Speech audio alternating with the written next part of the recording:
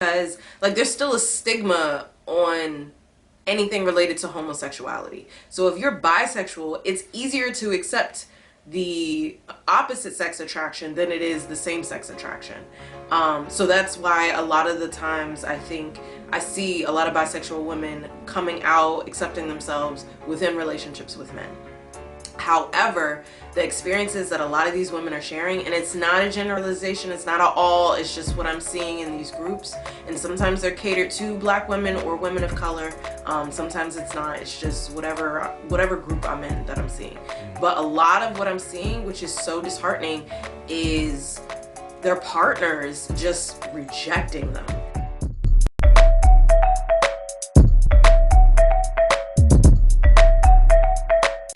So again, the setup.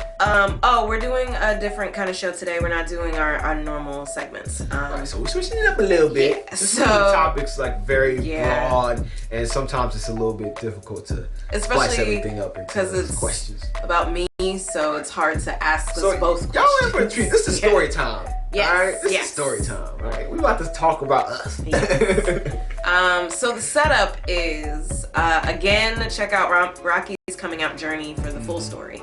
But the setup is I'm in a lot of Facebook groups, and I'm in some that specifically cater to bisexual women, and I'm in some that are just like overall the LGBTQ plus community. Ooh, I'm getting tired. It's just a lot of letters. I'm with just naming the alphabet. Like I think I saw. You can't even say that. The alphabet people. I think I saw Demi Lovato come out as pansexual, and she said, "I'm a part of the alphabet mafia." I like that. Like it's a lot, and I get tongue twisted. Acting like a mafia. Especially if I got cotton mouth. Like it's a thing, y'all. Like I respect all the letters, all the identities, but it's just a lot to say. Okay. Yeah, I think those people who are reasonable actually know that. But I think because that community is going through a lot of trauma, some people are still triggered by even that name difference and what that represents based on whatever your situation might be. So it's understandable why people and their feelings a little triggered when it comes to some of this stuff. I can't, because it's too much for me. So I respect everyone and all of their identities. I'ma just let me know how you want me to refer to you, and then that's how I move. Like you let me know. I'm gonna move. I'm starting off with respect. So you're human. I'm never or a living being. So I'm going to respect. I'm never gonna jump out the window like and just go off. But if I make a mistake, let me know in the same respect that you would want me to show you after I actually correct it. That's all. But anyways, so I'm seeing a lot of experiences within these groups, and it made me want to create this episode and just have this discussion, especially as it relates to our partnership and my journey with you. So first, with a lot of the experiences that I'm seeing in these groups, it's a lot of bisexual women who are in relationships with men. And I think the reason behind questioning sexuality in terms of relationships with men is because like there's still a stigma on anything related to homosexuality. So if you're bisexual, it's easier to accept the opposite sex attraction than it is the same sex attraction. So that's why a lot of the times I think I see a lot of bisexual women coming out, accepting themselves within relationships with men. However, the experiences that a lot of these women are sharing, and it's not a generalization, it's not at all, it's just what I'm seeing in these groups, and sometimes they're catered to black women or women of color, sometimes it's not, it's just whatever group I'm in that I'm seeing. But a lot of what I'm seeing, which is so disheartening, is their partners just rejecting them, and it's like shaming them, shaming their sexuality, saying they're going to hell. It's just like a lot of negative responses to the woman coming out as bisexual to their partner, which is very disheartening to me, and that's why I'm very thankful for Oso, because he was the first person I came out to. So with that, let's get into it. You're telling the whole story already. I was gonna wait. But I wanted to get the setup, okay? So Oso, how did you feel and respond when I came out to you? Okay, so first off, you have to know the man behind the response. So those of you who aren't aware, maybe it's your first time listening, first of all, welcome. Subscribe, rate, 5-star ratings, people. Please. Get them ratings up. And share. All those disclaimers aside, I am a man who's never really jived or like vibed with people who discriminate against others, period. So when it comes to my introduction to those within the LGBTQ plus community, look how I kept that shit. I've always been either hands off because of my ignorance and not wanting to get involved. So that example would be me going to all boys school, noticing how those gay men were being, or boys, soon to be men, were being treated, and then maybe not doing anything, but also not participating actively within the hate or denigration of those people. Yes, but still silence is compliance. Right, but that's from ignorance. Yes. So what I mean. So like, remember to check out our previous episodes, homosexuality and homophobia and hypermasculinity, part 1 and part 2. Right. All right. So from that perspective, I was never somebody who was malicious, but maybe I lacked the knowledge and maybe courage to stand up and say certain things. And obviously, you have to pick your spot. I mean, I think I've talked about this before. Like, you can't be a martyr. Like, you can't go into a situation, put your actual life at risk because of a moral value when you know the next day you have responsibilities. Like, if I were to put myself out there, this is an extreme position. But for some people, it's real. Like, if a gay person or a trans person is being attacked, and you go in there, same thing with a woman, honestly, no matter what, and you're just outnumbered, but you know morally you want to do something to help that person in that moment. You still have to weigh the cost benefits of doing that, because one, are you actually gonna help the situation when you get involved? Are you gonna maybe escalate it more because another guy has just entered the situation who's trying to kind of puff his chest out and say, look, y'all are doing something wrong? Some guys don't, they don't respond well to that.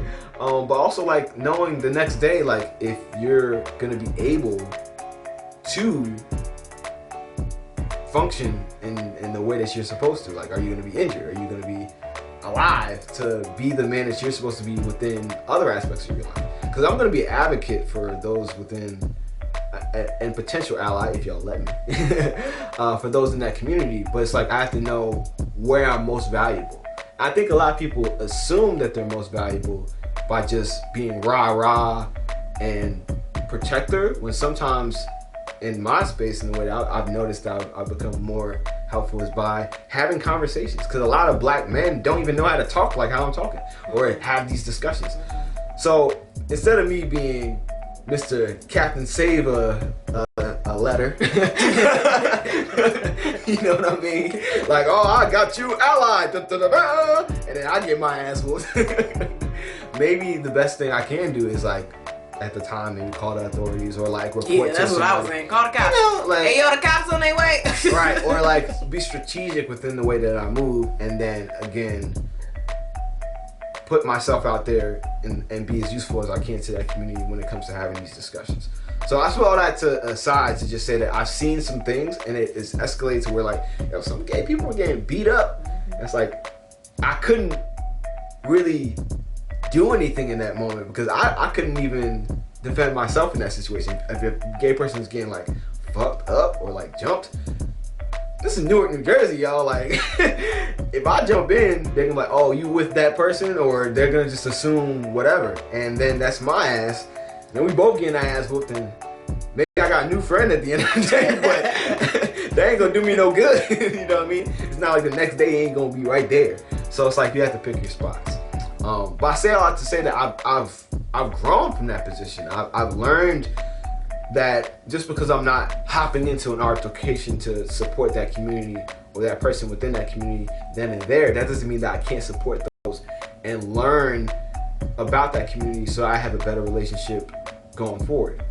So that laid the foundation for me to even be okay with accepting a bisexual woman as a partner, or accepting just aspects of that community that I'm just not aware of as a heterosexual man. So it started off from there, with me being neutral to me wanting to hop in, and then noticing like, oh shit, I can't hop in, and then trying to figure out like, how can I be morally the man that I want to be without subjecting myself to harm that might not do any good in general. It might, you know, it sounds good being a hero, but sometimes like that's not the best option. Like if, for example, I jumped in and then we never got together because I never saw that day, that wouldn't have been good. And then we wouldn't have these conversations. There would be no podcast. There would be no also. So I had to pick my spots. So going from that place, the church, all that stuff, I still had the same mindset of like, why are we hating on these people? I don't get it. Like, why does, who cares who's fucking who if you're not fucking them? That's when I also noticed the projection of people, especially in the church, that had some feelings but didn't want to admit to those feelings, but was quick to condemn other people who had them same feelings. I ain't gonna say no names, but if you watching or listening and you from my old church, you know who you are. Hey, it's the Real Family. It's your girl Rocqi. And your boy Elsa. And thanks for being here. If you're new to the channel, be sure to subscribe and click that notification bell. Right, because subscribing and hitting that notification bell does two very important things. One, it gives you notification on our new content and make sure that you're up to date on everything that we put out every week. Every week. You know, every week. Every week. And then number two, it helps your boy and your girl out with some money. You know what I'm saying? Let's just keep it honest. It's so real, baby. But in all seriousness, this is just like the video portion, the YouTube portion of our content. We are It's So Real podcast. So we have all these episodes just waiting for y'all on how many platforms? 11 different streaming platforms. 11.